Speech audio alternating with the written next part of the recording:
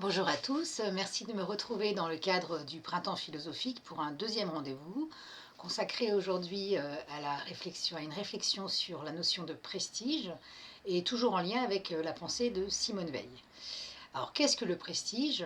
Le prestige est le bien que nous accordons à un être, à une institution, une école par exemple, un État, en lien avec la représentation, la réputation en fait, la représentation sociale de ce bien. Autrement dit, le prestige est, nous dit Simone Veil de manière très claire, la valeur sociale suprême, sinon unique. Ce qui fait du prestige, pour ainsi dire, la bête noire du philosophe, et notamment de Simone Veil, dans la mesure où tout le projet philosophique, du point de vue de Simone Veil, est précisément, d'une part, de tenter, de manière tout à fait classique, de se défaire des images, et d'autre part, de comprendre la généalogie de ces images pour pouvoir les déconstruire et pour pouvoir lutter de manière à la fois efficace et généreuse contre elles. Alors, pourquoi est-ce que j'évoque la notion de générosité? C'est parce que lorsque je lutte contre la fabrique des images et lorsque j'interroge la notion de prestige, évidemment, puisque cette notion est par définition sociale, eh bien je n'agis pas pour moi, mais j'agis au nom, en fait, de ce qui me semble être le bien commun. Donc c'est la raison pour laquelle la notion de prestige interroge le fondement même de la philosophie. Et d'ailleurs, Simone Veil, lorsqu'elle définit de manière claire ce qu'est le prestige, elle le fait dans le cadre d'une réflexion autour de la pensée de Platon et autour de la République, où celui-ci, comme on le sait, met en place une allégorie, la fameuse allégorie de la caverne, où il tente d'alerter le rapport que vous et moi, nous autres, avons au réel, un rapport illusoire, un rapport fondé sur la croyance en les ombres plutôt qu'en la réalité. Or, il ne s'agit pas simplement de critiquer cette espèce de naïveté naturelle que nous aurions tous, mais d'en comprendre, comme je disais, l'origine et les fondements. Alors, pour ce qui est de l'origine, en fait, premier point, l'origine en fait de cette illusion qui fait que nous sommes tous victimes, objets et sujets parfois de prestige, tend au fait que tout ce que nous voyons, tout ce que nous percevons, en fait, n'est d'abord évidemment qu'apparence et que nous avons une tendance naturelle à saisir le réel à travers les apparences. Alors quand je dis tendance naturelle, je devrais même dire nécessaire, c'est-à-dire ce qui ne peut pas ne pas nous arriver. Hein. Lorsque nous voyons une chose, nous la voyons et nous la pensons en même temps, c'est-à-dire nous la voyons parce que nous lui accordons telle ou telle signification. Et c'est en ce sens, en fait, que la question du prestige a pour origine eh bien, l'enfance, la toute petite enfance, puisque c'est dès l'école que nous, dès même avant l'école, que nous apprenons à distinguer les choses, non pas simplement en fonction de ce qu'elles sont, en fonction de comment elles se nomment, mais en fonction de leurs valeurs, sous-entendu leurs valeurs sociales.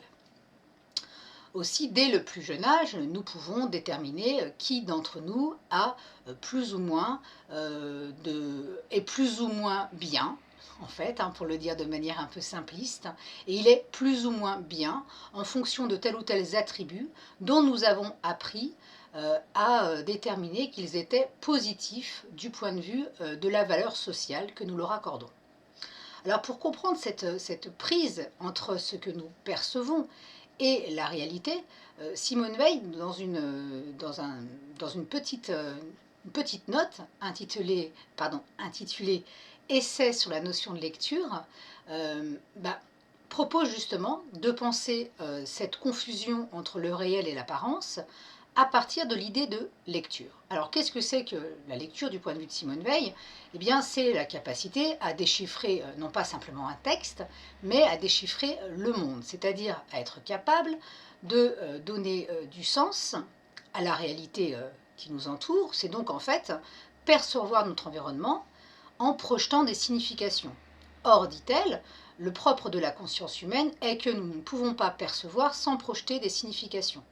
qu'il n'y a pas d'un côté les apparences et de l'autre les significations, que les deux sont mêlés. Aussi, lorsque par exemple je perçois quelque chose, eh bien immédiatement, si cette chose me semble effrayante, je suis effrayée et le monde lui-même est effrayant. De la même façon, Simone Veil reprend par exemple le conte de Grimm, intitulé un conte de Grimm, pardon, intitulé Le vaillant petit tailleur.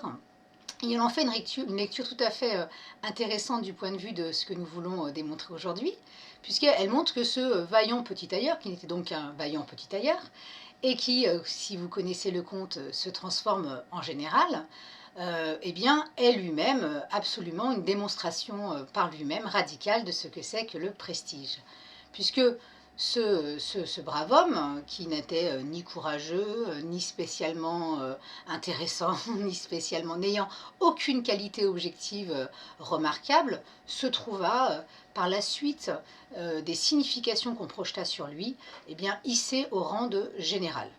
Alors vous connaissez le conte, hein, il s'agit en fait d'un monsieur qui disait j'en ai tué 7 d'un coup, j'en ai tué 7 d'un coup, parlant de mouches qui se prenaient dans sa tartine de confiture. Or, disant cela, il se trouvait parmi des gens qui, eux-mêmes effrayés parce que nous étions en temps de guerre, pensaient qu'il parlait d'ennemis qu'il avait tués, et il en avait tué 7 d'un coup.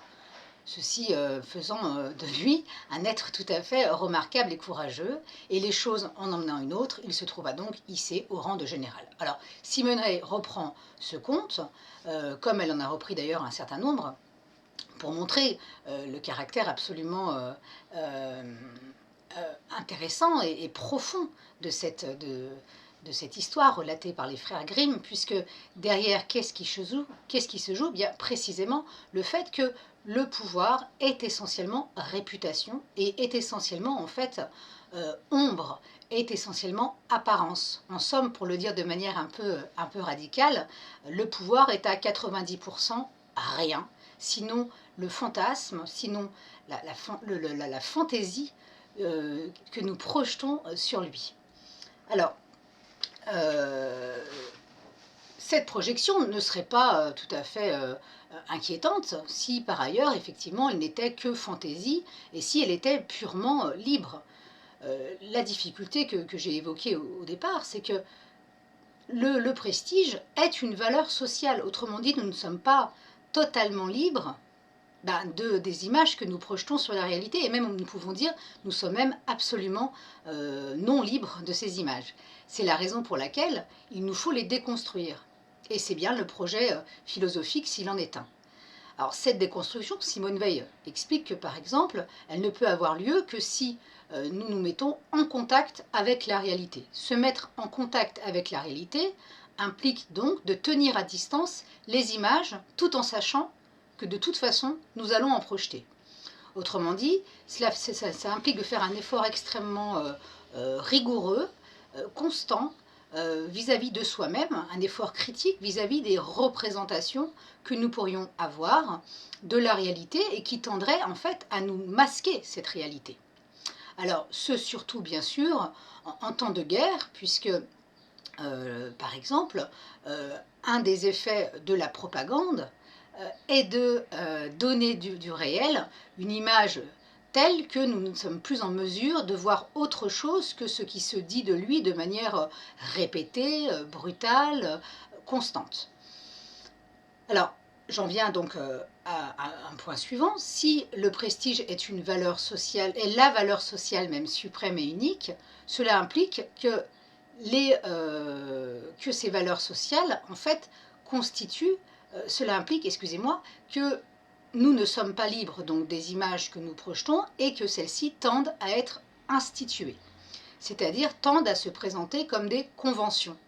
Or, la difficulté, c'est que puisque nous avons à vivre en société, nous avons effectivement à déterminer que certaines choses sont justes ou injustes, bonnes ou mauvaises, en fonction non pas du vrai nécessairement, mais en tout cas en fonction de normes qui nous permettent de vivre ensemble. Donc, la difficulté est extrêmement profonde, puisque si les images prestigieuses tendent à perdurer, C'est parce qu'elles sont instituées, et comme elles sont instituées, eh bien, pour le dire simplement, nous en avons besoin. Nous avons besoin du prestige parce que ce qui est prestigieux ou ce qui n'est pas prestigieux équivaut en fait au niveau social à ce qui est bien ou à ce qui est mal. Or, évidemment, du point de vue de Simone Veil, ce besoin est absolument catastrophique pour la pensée.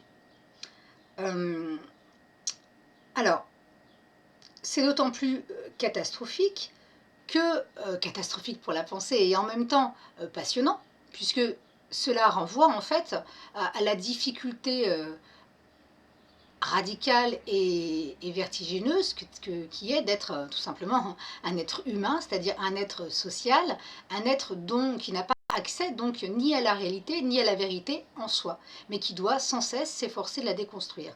Alors quand je disais catastrophique si et seulement si nous nous laissons porter sans jamais opérer un mouvement critique nécessaire à notre liberté et à notre capacité à penser par nous-mêmes, évidemment.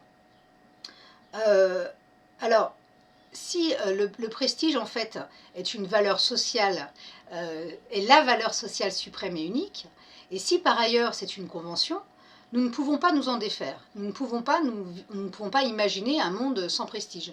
D'ailleurs, c'est aussi ce que dit le philosophe anglais Thomas Hobbes.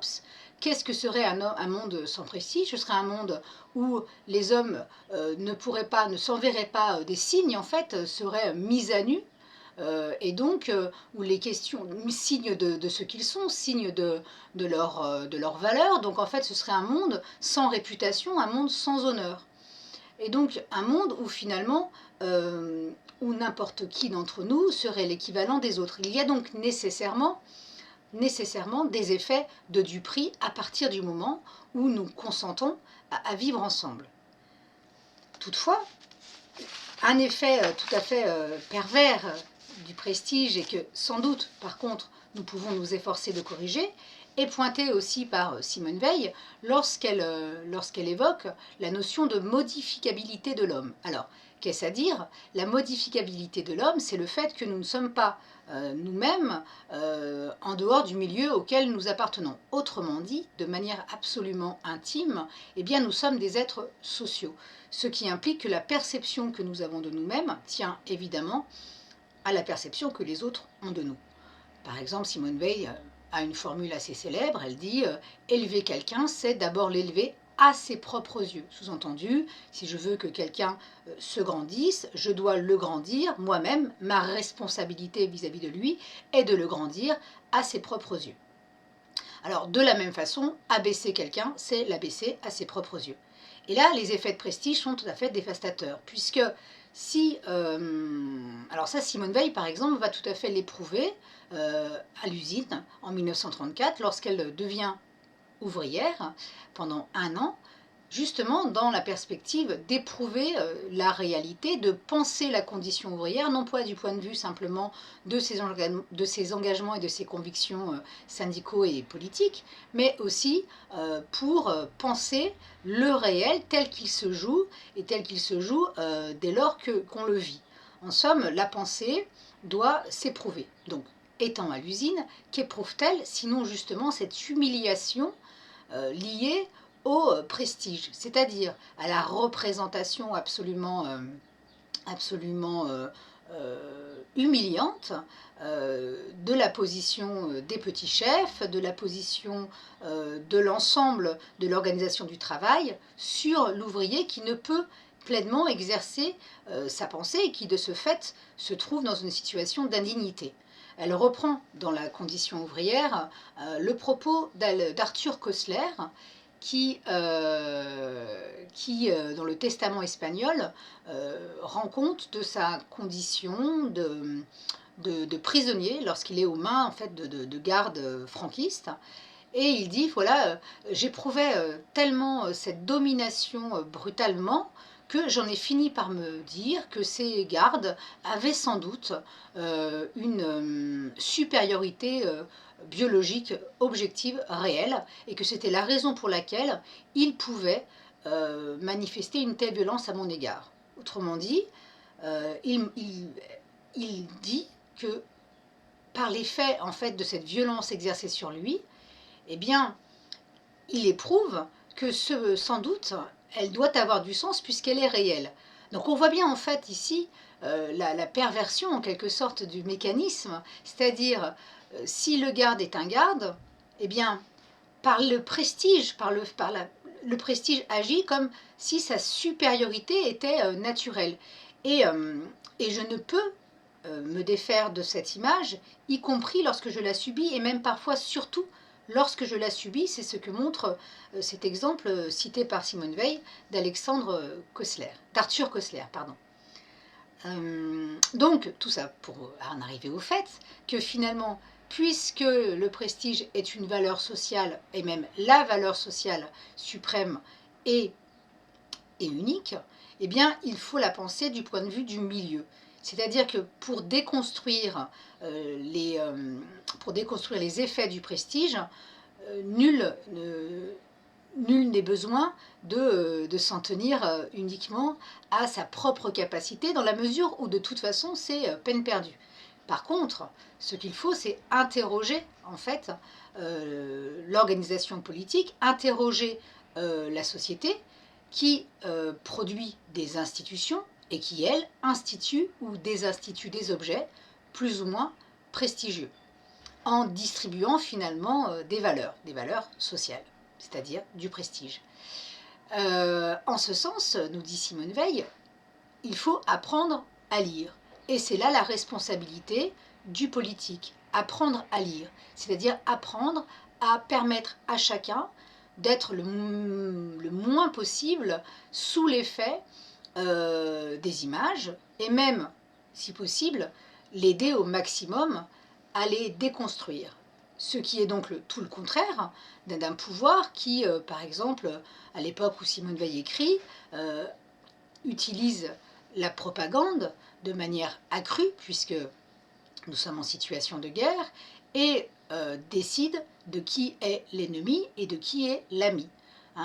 C'est-à-dire que à partir du moment où de telles déterminations vont être admises, nécessairement, je ne serai plus en mesure de voir l'autre, de percevoir autre chose lorsque je le verrai que soit mon ami, soit mon ennemi. Donc, le prestige est une valeur sociale absolument nécessaire. Toutefois, elle est aussi absolument importante comme moyen de déterminer la marge de liberté qui nous est accordée. Nous ne pouvons pas imaginer un monde sans prestige. Nous pouvons cependant imaginer un monde où nous serions suffisamment éclairés, nous dit Simone Veil, pour 1. Identifier les objets de prestige et 2.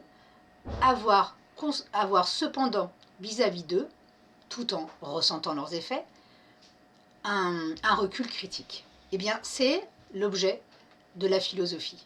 C'est-à-dire à la fois vivre dans un monde d'images, à la fois être soi-même vaniteux, être soi-même perméable au prestige, bien sûr, et en même temps capable de le saisir, de le comprendre et parfois même de le contredire. Eh bien, je vous remercie de m'avoir écouté et puis à bientôt.